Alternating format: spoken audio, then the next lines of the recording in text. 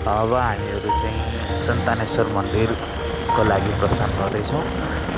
हामीहरू कोलपुरबाट जाँदाखेरि चाहिँ कारकाँदोभन्दा वरै एउटा हस्पिटल छ,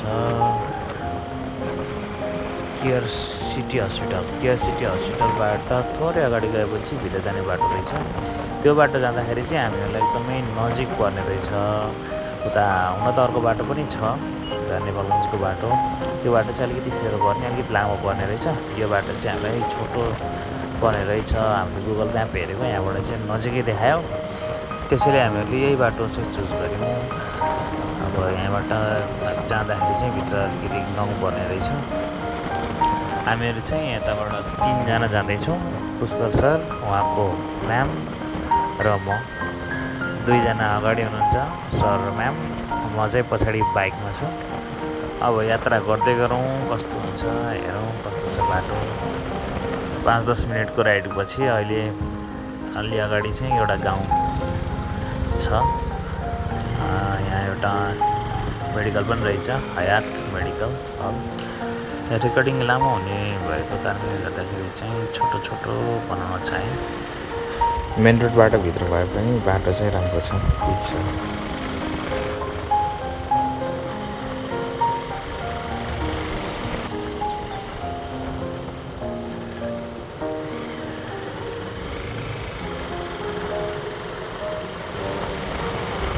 अब यहाँबाट चाहिँ पिच रोड सकिन्छ र ग्रेभल सुरु हुन्छ। ग्रेभल रोड हुँदै अगाडि बढ्छौँ।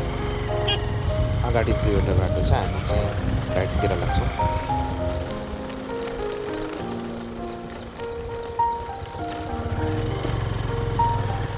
यहाँ अगाडि चाहिँ एउटा बस्ती रहेछ।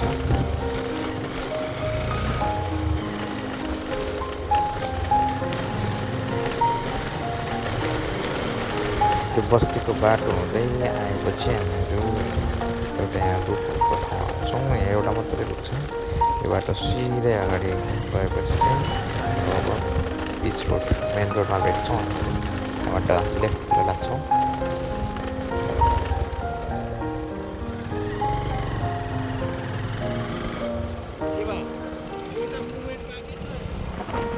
हामी अगाडि बढेर जाँदाखेरि अलिकति पर शान्ति चोक आइपुग्छौँ। शान्ति चोक हुँदै अगाडि गएपछि हामीहरू एउटा पेट्रोल पम्प नजिक आइपुग्छौँ र त्यो बाटो सोझै अगाडि बढ्छौँ। पेट्रोल पम्प कटिसकेपछि अगाडि एउटा पुल आउँछ।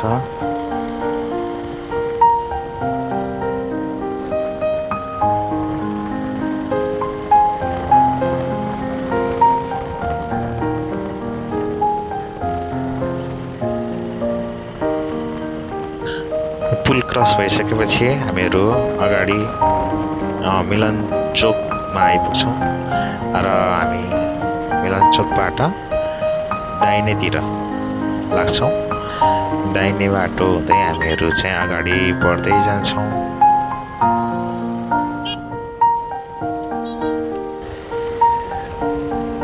मिलन चोकबाट अलि अगाडि आइसकेपछि बाटो अलिकति अफरोड छ, ग्रेभल छ र हामी यो बाटो सोझै गएपछि हामीहरू आइपुग्छौँ राप्तीको पुल, जुन एकदमै आकर्षक सुन्दर छ, एकदमै राम्रो छ।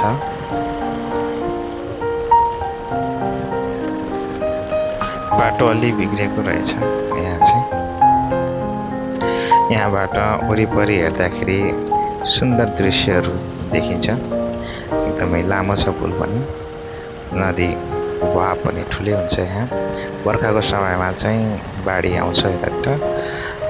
यो पुलले चाहिँ यहाँको जनजीवनलाई चाहिँ सजिलो बनाएको छ।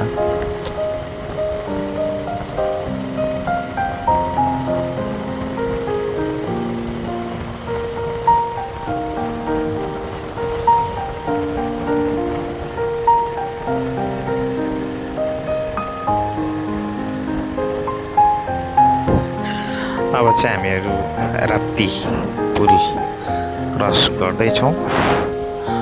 राप्तीको पुल सकिँदैछ अब।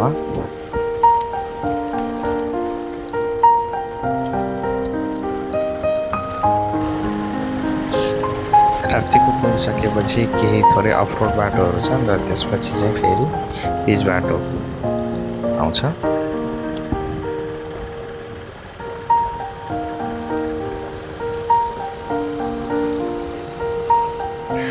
पिच बाटो हुँदै अगाडि बढ्दै जाँदाखेरि अब 3वटा बाटो आउँछ। हामीहरू चाहिँ बैजापुरतिर नभएर सुय बगौडातिर चाहिँ मोडिन्छौँ, भनेको यहाँबाट चाहिँ दाहिनेतिर सोझै अगाडितिर लाग्छौँ।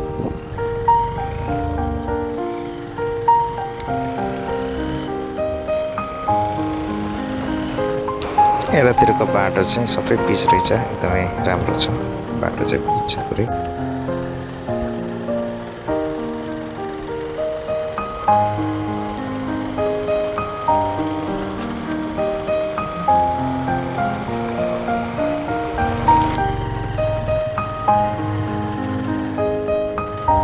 पिच बाटो हुँदै अगाडि बढ्दा नारायण गाउँपालिकाको गेटमा आइपुग्छौँ।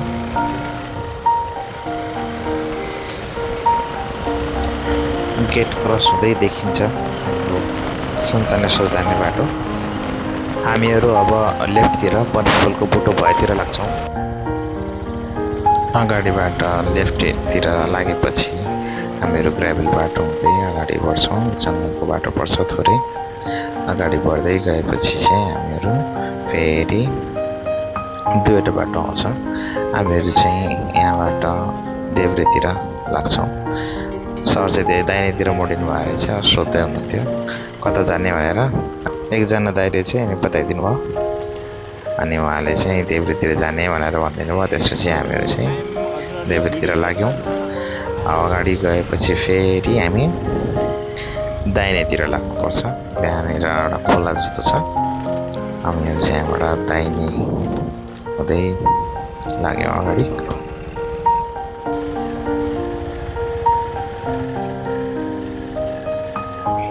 अब हामीहरू भित्र लाग्दै गर्दाखेरि चाहिँ बल्ल स्ट्रगल सुरु हुन्छ हाम्रो जङ्गलको यात्रा।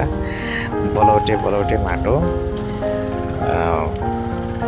स्कुटीको चक्का फसिरहेको थियो, चिप्लिरहेको थियो, मेरो बाइकको पनि चिप्लिरहेको थियो। एकदमै चाहिँ गाह्रो भइरहेको थियो हामीहरूलाई। यस्तै बाटो थियो हामीहरू जाँदाखेरि चाहिँ। अघिल्लो दिन पानी परेको कारणले गर्दाखेरि झन् अलिकति बाटो बिग्रेको रहेछ।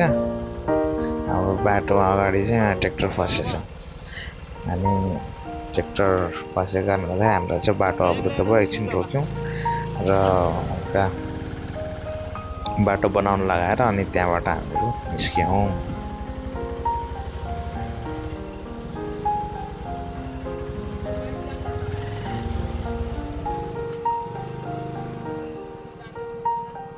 यस्तो तास्न पा हुन्छ यार, केही छ तास्ने?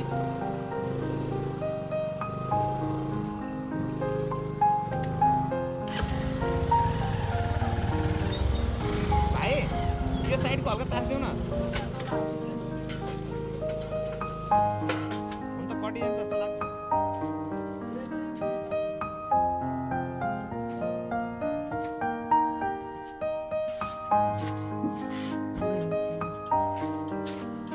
कहाँबाट लिएर आउनु भयो? यहाँबाट कति टाढा छ मन्दिर? बाइक त माथि जान्छ कि नै? हो,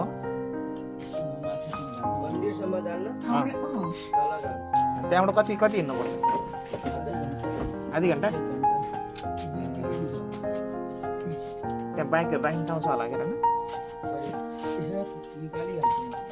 ल भइहाल्छ होला।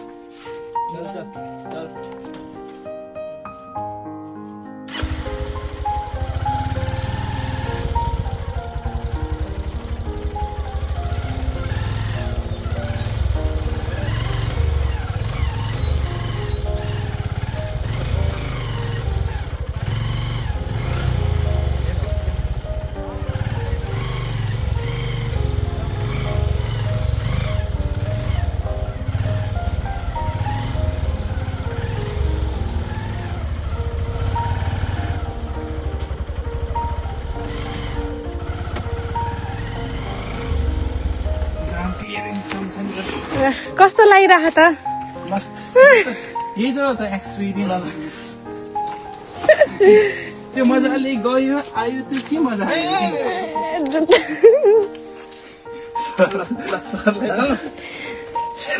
ल सन्तानेश्वरको यात्रा जारी छ। ग्राउन्ड क्लियरेन्स भयो हल्का चल्छ होला भयो अलिकति उदास भन्छु ल स्कुटीको आउँदाखेरि के ल्याउनु छ आउँदाखेरि त उता पछाडिबाट त्यहाँबाट ल ल लास्ट बरु यति नचलाम ल ल छिटो एकछिन रोक्नु न यहाँ दबाउने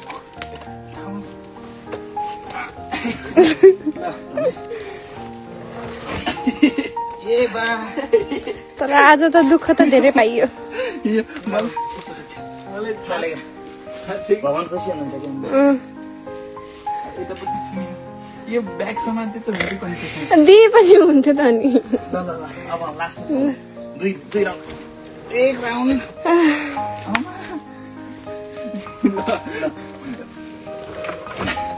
यो स्कुटी ल्याएर त आउने होइन आउँदैछ हुन त 5 किलोमिटर मात्रै छ नि यहाँबाट कति 5 किलोमिटर ल अब चाहिँ चलो लाग्यो यस्तो छ बाटो। अब त चल्छ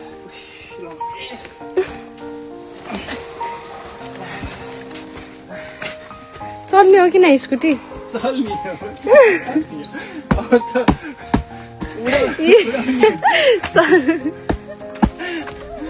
यस्तो छ हाम्रो हालत बाइकको हालत हेरौँ अझै बाइकको भन्दा नि अझै कबाडी स्थितिमा छ हाम्रो स्कुटी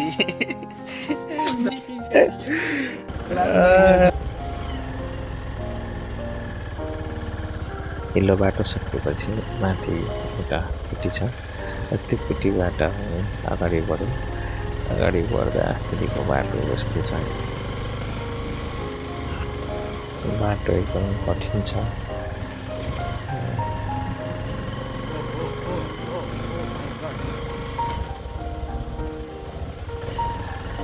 बाटो निकै कठिन थियो तर पनि हामीहरू चाहिँ अगाडि बढ्यौँ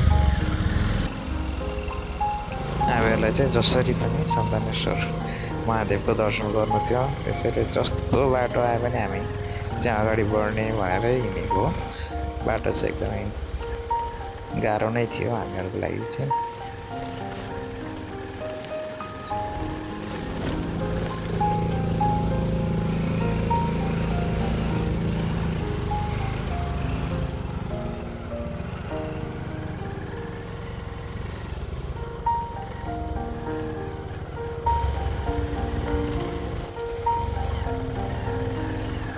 यो बाटोहरू देख्दा चाहिँ भगवान्ले परीक्षा लिनुभएको जस्तो लागिरहेको थियो कति गाह्रो बाटो तर पनि रमाइलो चाहिँ भइरहेको थियो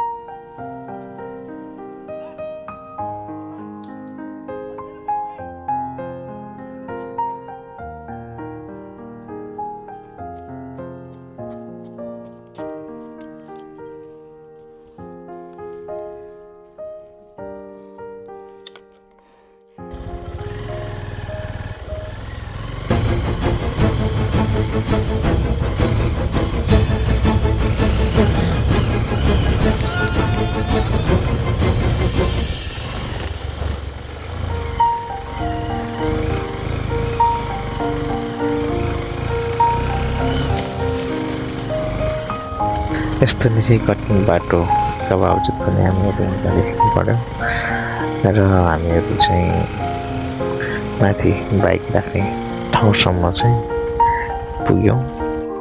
त्यसपछि हामीहरूले यहाँ बाइक राखेर माथि चाहिँ हिँड्दै गयौँ।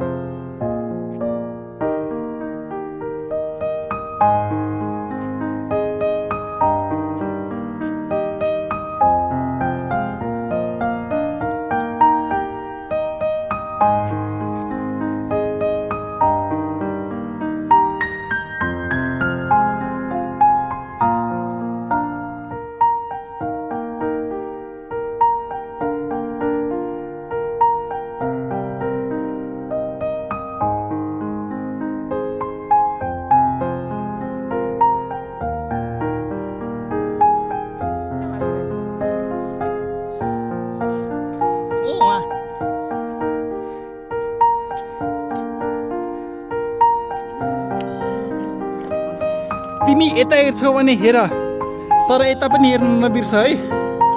यता हेरे पनि राम्रो, यता हेरे पनि राम्रो, अनि यता हेरे पनि राम्रो।